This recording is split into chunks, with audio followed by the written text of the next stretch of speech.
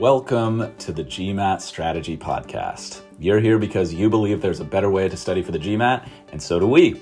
We created the GMAT strategy to maximize your results and minimize your effort so you can get to the fun parts about business school and life as quickly as possible. My name is Isaac Puglia, and I've been teaching GMAT classes and tutoring privately for the GMAT for almost a decade, and I've achieved a 99th percentile score on the GMAT and helped thousands of students get into the business schools of their choice. I'm excited to be a part of your MBA journey since we all at TGS think our world can benefit from the best possible business leaders that we can find. If this show is bringing you value, please share it with your friends and family who are studying so that together we can make this process as easy and as painless as it can possibly be. Let's go. Today, let's talk about how to study full-time. This is something I get asked about all the time. I think there's a lot of bad advice out there, and I want to cut through the noise and help you make the most of the time that you have. For some of you, you've got a break from work, or you're available enough on weekends that your weekend study time is essentially full-time study. As you might imagine, I work with a lot of people every year who are not able to study full-time, and that has its own challenges. And if that's you, I recommend our How to Study with Limited Time episode, which is from March 8th of 2024, and is going to be linked in the description of this content. But if you do have a full available day or many full available days, here's what I recommend. Number one, I recommend studying in 2-hour blocks. There's an important caveat with all of this. If what you're doing is working and you're the type of person who honestly gets the best results by studying 8 hours straight with no breaks, then that's awesome. By all means, please continue. If it isn't broken, don't fix it. But that is, I would estimate, less than 1% of people, and it's definitely less than 1% of people in my experience, which is extensive at this point with the GMAT. The vast, vast majority of people do better with a limited time horizon that forces them to focus only on what's critically important and then take a solid break. In fact, you may have noticed that on days where you have the most available time, you might end up feeling the least productive. If that's you, then you definitely want to be using this 2-hour blocks approach. Now, you can experiment with doing a bit less or a bit more. Maybe your personal optimal zone is 3 hours, but for 85% of people that I've worked with or observed online, 2 hours is about where you're going to experience that diminishing return, as it were. I'll give some advice later on how to actually structure what you're doing within those 2-hour blocks. But for now, I just want to keep things really focused on the big picture and time management specifically, because it's kind of easy to get bogged down in the details with this topic. So recommendation number one, study in 2-hour blocks. Recommendation number two, between each 2-hour block, take at least a 1-hour break. During your break, I recommend getting away from the desk, getting outside if possible, running errands, cleaning the house, maybe get a workout in, and maybe even consider meeting up with some friends or some colleagues, maybe digitally, but ideally in real life. The idea is to be in a totally different state of mind versus when you're studying. Plenty of research supports that it's during these times when you're focused on something else that your brain actually consolidates most of what you are exposing yourself to when you're studying. Think about it like a physical workout. You don't get stronger while you're working out. You stress your body during the workout, and then during your other time, especially recover time, is when your body adapts. And your brain works basically the same way. So let's capitalize on that rather than trying to work against it. This also has a good dual effect of allowing you to take care of other responsibilities and still have fun once in a while, even though you'll be logging a lot of hours on GMAT prep. So I recommend studying in 2-hour blocks and taking at least a 1-hour break between those 2-hour study blocks. I think you'll find that is a really, really good balance of intensity and recovery. Recommendation number three, make regular exercise non-negotiable. This is something I've talked about a lot in the past because if you're not exercising on a regular basis, then every one of your study hours is between 50 and 80% as effective as it could be. That's a major, major drop off. So ask yourself, do you want this to take twice as long? If not, then I strongly recommend exercising every day. When you exercise, it optimizes your brain chemistry and structure for learning. If you're interested in the mechanics of this, by all means, please look it up. If you have resistance to it, though, just think about exercise as study time. Think about exercise as study time. It's more than okay to give up 20 minutes of study time to do something that makes the other 8 hours of study that day twice as effective. If that math doesn't make sense to you, then it's a good thing you're going to business school because they will surely help you sort out the ROI calculation on that, and you'll get really great at ROI calculations in general. Just to be clear, and I've talked about this a bunch in the past, but I feel it's worth reiterating. You don't need to be a professional athlete with your exercise routine here. You don't need to be breaking personal records with your fitness. That's all great if that is you and it's authentic to you. But it's definitely not required. You just need to find something that works for you that's sustainable. Couple thoughts on this. Don't judge yourself. Focus on what works for you. If it's a YouTube bodyweight training session at home, great, do that. If it's a guided class, great, do that. If it's a brisk walk, get some fresh air, great. The point is to establish a routine that you can stick to long term. If you can't engage the routine every day, then it's the wrong routine for you, okay? So you might have to go through some optimization with this. You might have to try a few things, iterate a little bit, experiment. But I promise you it is more than worth it when it comes to efficacy and efficiency with your study time.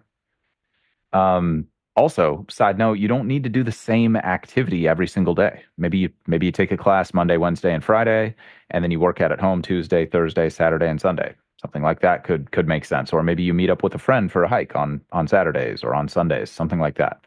Just make sure that it's at least 20 minutes per day. That's the bottom threshold where you're going to be experiencing the benefits based on current research and the way I understand it. If you can't commit to that, just be okay with this taking about twice as long as it otherwise would. Again, not here to judge you, just here to give you advice. Try to be as helpful as possible. Try to be that friend who shoots straight with you, but in a supportive way. Give me feedback if I am blowing it on that, like for real.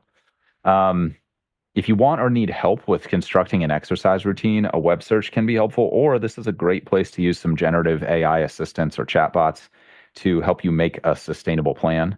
And getting help with this is totally acceptable. Like whatever you need to do to make this happen, highly recommend it. It's one of the biggest leverage points you can get on your study time. So I want to break up this episode so it doesn't become too overwhelming because I have a lot of additional advice that I can give. So I split it up in between those three things and then just like everything else as additional recommendations because honestly, those three things are the core of great full-time study. If you study in 2-hour blocks, you take at least a 1-hour break between blocks, and you exercise every day, you'll probably be like 80% optimized with your overall time management of full-time study, which should be enough for you to feel solid about the work that you're doing and the additional time you're putting in if you are studying full-time. Now, if you want to get to that 100% optimization level, here are a couple extras that will really help with that. But I want to be clear, none of these would supersede the top three. So, recommendation number 4, I highly recommend planning each day the night before. Most people studying full time end up thinking that because they have so much time, they don't need as much structure to get things done. And unfortunately, I've really found the opposite to be true. There are so many distractions these days. If you don't have a plan of what you're supposed to be focusing on right now, it's much more likely that 100 things are going to come up. And like before you know it, sometimes you burned an hour or a whole session or maybe even a whole day doing a bunch of things that aren't studying. And for most of you, your study time is very precious, even if you are studying full time. And so you really want that to count and you want to prioritize well. Now, this is also a reason you can take those longer breaks. Like if you need to handle things, it can almost certainly wait for 2 hours. I would find it very unusual if you have that many urgent things happening on a regular basis. But if you do, obviously, you've got to prioritize. And let's be real, many things are more important than the GMAT, but many things are not. And if you don't have a plan, you might end up prioritizing things that aren't your true priority. And that can be a very frustrating place to be. So Let's talk about this just a little bit more. Have you ever been to a business meeting without an agenda? How do those usually go? Honestly, how much time and effort would it have taken the leader of a meeting to make an agenda? And how much more productive would that meeting be as a result of that person just being like, okay, what do we need to cover? What are the main action items? Who are the key stakeholders? Who are the people who even need to be involved in this meeting in the first place? Just take 2 minutes at the end of every study day to plan out the next day. Okay, this is just making a quick agenda for your business meetings. You will thank yourself, and everyone you work with for the rest of your career will thank you as well. Um, just to be clear, you don't even need to plan out what material you're going to cover during your study sessions. Just plan out when your 2 hour blocks are going to be, like when are you going to start, when are you going to end, when your breaks will be, and what you're going to do during your breaks. And that will free you up to make sure that you are as focused as possible during your actual 2 hour blocks of study time. That's it. So just the day before, when you end your study session, plan out when your 2 hour blocks are going to be for the next day, when your breaks are going to be, and what you're going to do during your breaks. This will allow you to make plans with other people as well, and it will keep you accountable to yourself rather than, oh, I've got all day. Let me just chill for another 2 hours. If you're studying full time, you really want to treat your studying like your job. If you're late, there's like serious negative consequences for that. That's how you want to be approaching this, in my experience. It might not feel good, and it might feel like you're being harder on yourself than you want to be, but in my experience, it's just totally worth it. And you'll thank yourself at the end of the day, even if you were like fighting yourself a little bit at the beginning of the day, if that makes sense. Now, obviously, if you're the type of person who's way too hard on yourself and you have like serious issues with that, then please don't do this. Like, none of this is medical advice, none of this is psychiatric advice. If you have serious problems, then please get serious help. But let's just assume you're a person in the middle of the bell curve when it comes to, physical, mental state, then I recommend being tough on yourself when it comes to being on time. If you don't create structure for your time, there's a 99% likelihood you're going to waste times on things that you'll regret later. And that's like a very negative relationship to have with yourself. And it's definitely not going to help your GMAT score. So let's just get two birds with one stone on that one. Think about it like not having a financial budget. How much unplanned money would you spend without any budget at all? Time is the same. Time is exactly the same. So when you're planning out the next day, the night before, it's like you're sketching out a budget for the next month so that you don't go over budget and you know what your limits are. If you don't have limits, there probably won't be any limits, and you'll probably blow all your time on whatever feels good in the moment. This is how most of us are hardwired, okay? I know some of you are discipline freaks, and that's cool too. But here I'm just talking to people who just might need to hear this. So that's recommendation number 4. Plan out your day the night before. You don't even need to plan out what you're going to study during each block. Just plan out when your 2 hour blocks are going to be, when your breaks are going to be, and what you're going to do during your breaks. Recommendation number 5, track your study time. Keep it super simple. Just log how many minutes you planned to put in versus how many you actually put in. This will help you adjust if you start to get off track. And usually when you're studying full time, you don't have an accountability partner. And so you have to be like your own coach, your own leader. Now, obviously, if you have a professional coach, that's going to help a lot. But I know probably the vast majority of you listening to this are either just not going to engage with that because you don't need it or you don't want it, or you're not in a position to afford that, which is totally understandable. All of us, virtually all of us, let's say, have financial limitations or limitations of some kind. And so I'm going to try to help you as much as I can, assuming you would have to do this for free. But if you can afford to invest, like you have heard me say many times, that will probably be really helpful, assuming you do your diligence on your provider, which I would hope you would. But if you're considering hiring a provider without doing diligence, please don't do that.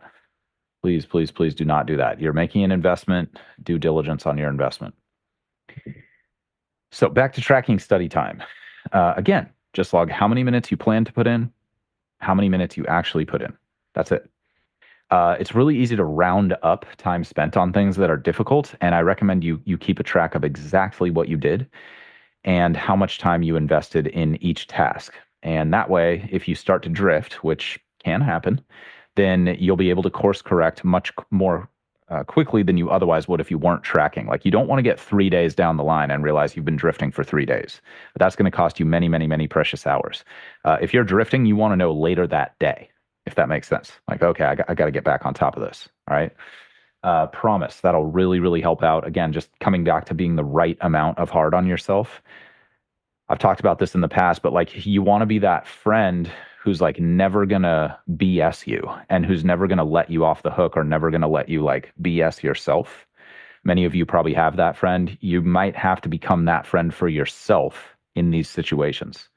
And you want to be supportive, but you also want to be firm with yourself and be like, look, you were 5 minutes late today. This is really, really important to me. What do we need to do to be 5 minutes early for every other study session that we do? Like, let's map it out together. I'm on your team. I want to see you win. I don't want you to see you get 95% of your results here. I want you to want to see you get 100. All right. And again, this is just coming back to like how you can coach yourself through these things. You always want to believe that success is possible and remind yourself that you're capable of doing it. But you also want to remind yourself that if you don't put your best effort in, it's very, very, very, very unlikely you're going to get your best result. Like that's just usually things don't work that way. Just reminding you. I know you know that, but just trying to be that good friend to you, if that makes sense, and to myself. So almost everyone gets off track or loses focus at some point, and that's why we want to track. We want to solve that problem before it happens. If you can get good at refocusing, you should be able to sustain difficult projects over the long haul, which is a superpower these days. It is actually very difficult and very rare that people can do this now.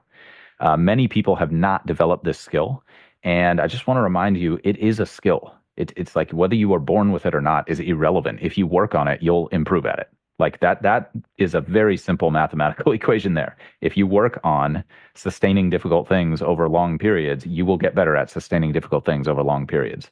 And if you can develop that skill, it'll definitely set you apart in a major way. Now, I know a lot of you listening to this don't need help with that, and you need the episode on like how to chill out and not like do it, overkill. I've got a let's see. Back in the feed earlier this year, we did an episode on balance, and that's for all of you who are like the hardcore, um, people where like you kind of make people uncomfortable. I have no idea how that feels, by the way. And you might need to have a different type of balance in your life because you're not gonna experience balance the way a quote unquote normal person does, and that's cool. I don't either. But there is some kind of balance point that we need to strike, even if that balance point is radically different than the average person. And like that's cool. That's a beautiful thing. Like, people who like to get stuff done tend to get stuff done, and like getting stuff done is valuable. Like that helps pretty much everybody out most of the time. But you don't want to do it overkill. And then some of you are in the position where like you're just really having trouble sticking to the plan and getting things going. And then most of you are going to be somewhere in the middle. So you might want to listen to our episode on how to become more disciplined, which will be linked in the description of this content.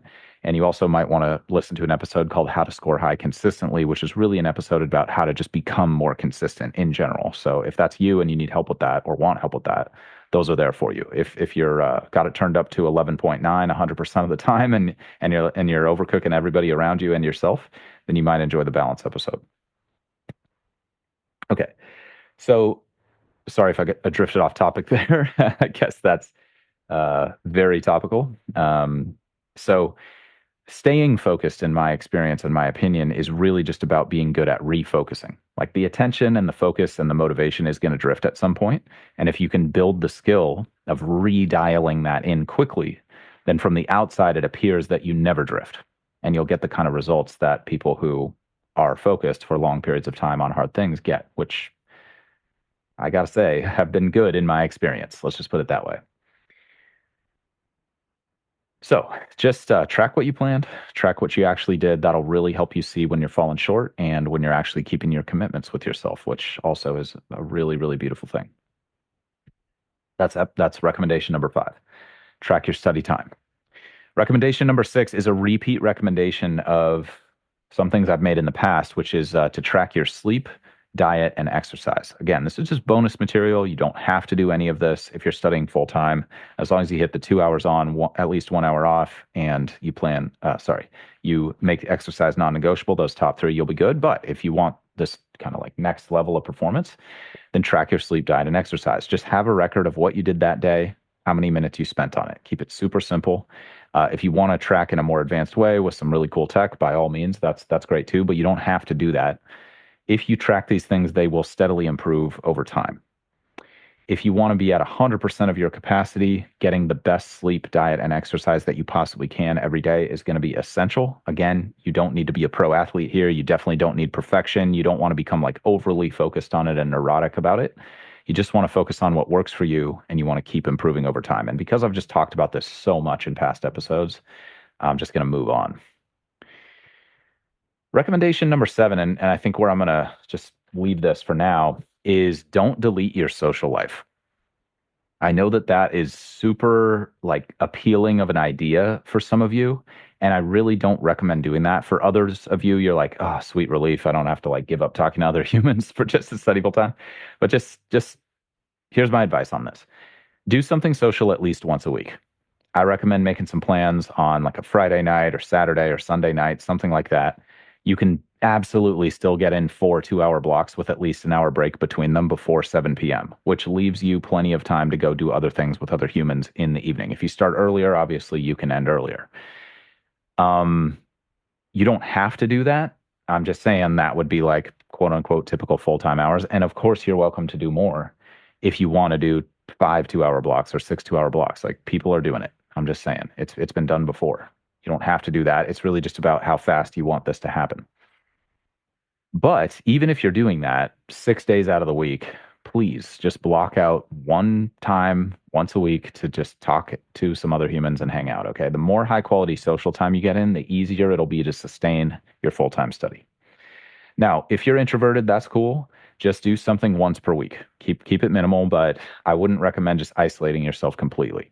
If you're extroverted, maybe you make plans every night. The point is to make sure that you have your time structured in a way that supports you being able to sustain this commitment for long enough to outcompete lots of other really talented, really hardworking people. It's totally doable. You can do it. It just takes a bit of planning and a bit of reminding yourself how much you want this. Okay. If you struggle with discipline and execution, again, just check out the discipline and consistency episodes that are also linked below. Now, I did promise that I would talk to you about what to do during your 2-hour blocks, but I'm going to keep this really, really brief because I don't want to dilute the focus of this episode. And I have an entire episode on how to structure your study time, and it is called How to Structure Your GMAT Study Time. And that will also be linked in the description of this content if you want to click on that rather than searching manually for it. But I think it's from January of 2024 if you prefer to search manually. But just so I'm not like doing some clickbaitiness there or something of like saying I'm going to talk about it and then pushing you to another episode, the super, super, super basics of how to structure your study time is the first 20% of your time should go to review. That could be concepts like flashcards and facts that you're trying to remember or memorize. It could be previous problems that you want to stay fresh on or that involve an important concept that you want to understand better. And it could be anything that you know needs more work. If you want a super simple recommendation, I would do some flashcards and some questions you've already done in the past, which I call the redo list. And I would do that